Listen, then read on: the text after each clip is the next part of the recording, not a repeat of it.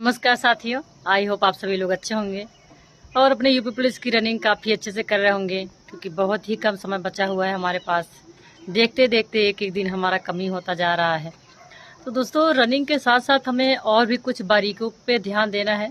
जैसे कभी कभी होता है कि हम बहुत अच्छे से मेहनत कर लें, लेकिन कुछ छोटी सी गलतियाँ हमारी सारी मेहनत ख़राब कर देती है। तो इसलिए अपने रनिंग के साथ साथ बहुत सारी चीज़ों पर भी ध्यान देना होता है।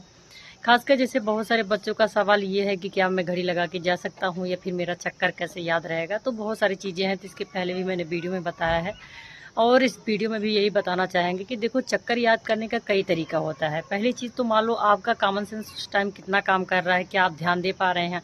ये जो हम दौड़ते वक्त जो हमारी उंगलियां होती है, इसके राउंड में 1 2 3 4 5, जैसे महिलाओं के लिए 6 राउंड लगाना है तो ये 5 उंगली हो गई, दूसरे वाले हाथ की 1 उंगली हो गई। तो अगर आप याद रख पाते हैं तो आप 1 उंगली वैसे एक चक्कर कंप्लीट किया तो ये उंगली कर दिया, दूसरा कंप्लीट किया तो ये कर दिया। लेकिन कभी कभी जल्दबाजी में या इतना घबराहट होती है कि हम भूल जाते हैं।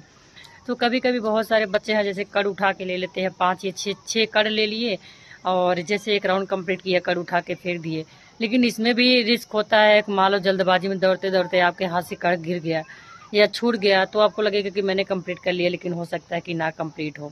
तो इस तरीके से होती है। तो बहुत सारे चीज़ों में होता है, इस तरीके से कैसे करना है तो मैं इस वीडियो में हम आपको बताना।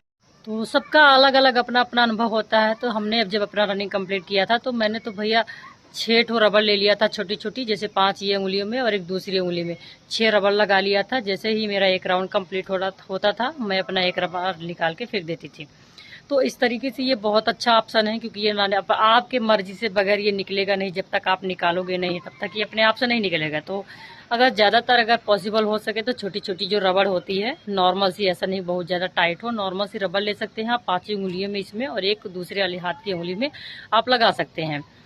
तो ये है महिलाओं के लिए, और पुरुषों का तो 12 राउंड है। तो उनको तो और चीज़ें है कि मान लो किसी भी उंगली में आप 2 रबड़ लगा लिए, किसी उंगली में आप एक एक रबड़ लगा लिए।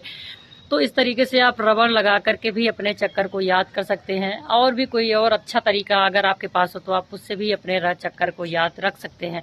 और रही बात घड़ी लगाने की, तो देखो अभी जब आपका एडमिट कार्ड जारी हो जाएगा तो उसके माध्यम से ये चीज़ें पता चल जाएगी कि आपको घड़ी लगाना है कि नहीं लगाना है।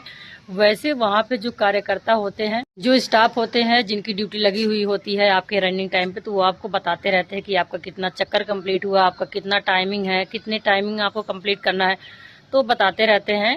और वैसे भी घड़ी लगाएंगे भी तो आप जल्दबाजी में हो सकता है हाथ में देखना भूल गए या फिर आप जल्दबाजी में नहीं कर पाए, तो स्टेप वाइज टाइमिंग की कुछ होती है, वो आपके एडमिट कार्ड आने के बाद ही क्लियर पता चलेगा कि क्या चीजें हो। और अगर अब बात करें घड़ी की, तो जब हमारे जो फिजिकल हुआ था तो उसमें मैंने टाइमर का जो एक वॉच होता है वो मैंने लगा रखा था। लेकिन इस समय बहुत सारे सिस्टम बदल रहे हैं, अब आगे एडमिट कार्ड के बारे में ही आने के बाद ही पता चलेगा क्या चीजें हैं क्या नहीं है।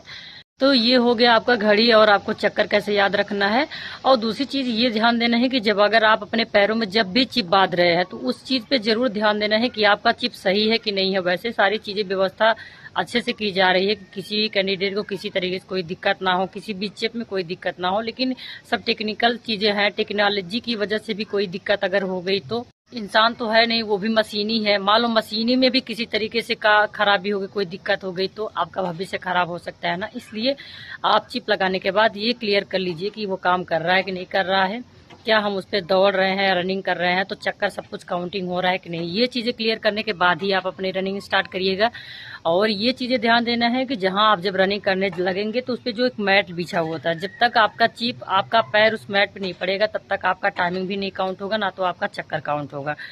तो वैसे वो बहुत बड़ा फैला के लगाया रहता है कि आप कहीं से भी दौड़ना स्टार्ट करेंगे तो आपका उस पर पड़ना ही पड़ना है, उस मैट पे आपका पैर पड़ना ही पड़ना है। लेकिन मान लीजिए अगर नहीं भी पड़ता है तो आप ध्यान दीजिएगा कि आपको उस मैट पे आपका पैर पड़ना चाहिए। जब तक आपका पैर उस मैट पे नहीं पड़ेगा तब तक आपका टाइमिंग और आपका चक्कर काउंट नहीं होगा। तो साथियों, यही छोटी मोटी चीजें हैं जो हमें ध्यान देना है और अपनी रनिंग की रफ्तार तेजी से बढ़ा के रखना है।